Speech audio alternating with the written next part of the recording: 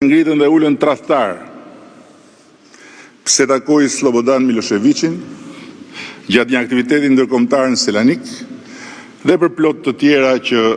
nuk ja vlen t'i kujtoj. Unë e kam dëgjuar prej tij bisedën me kasapin e Beogradit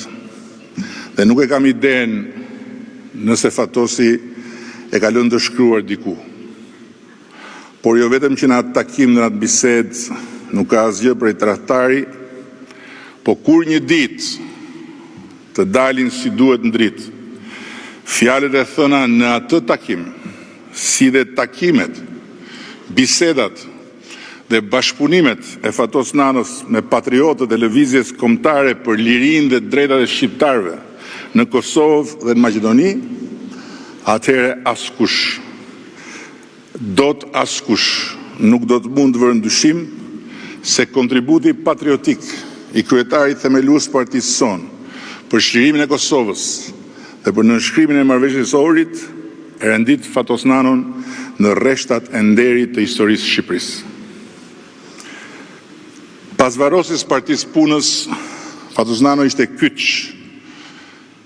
në kalimin e shkretirës për socialistëve dhe në bashkimin e tyre me botën demokratike.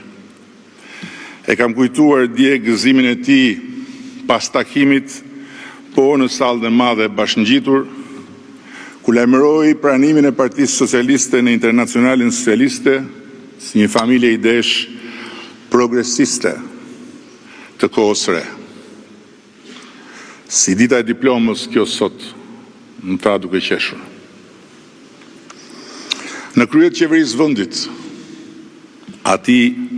ju desh drejtonte daljen e popullit nga shkretira e piramidave dhe rifillimin e shtetëndërtimit nga zeroja. Pas katrahurës rrafshuese të vitit 97, duke u përballur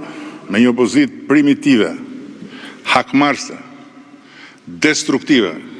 deri në sulmet armatosura ndaj institucioneve dhe ndaj tij personalisht, fizikisht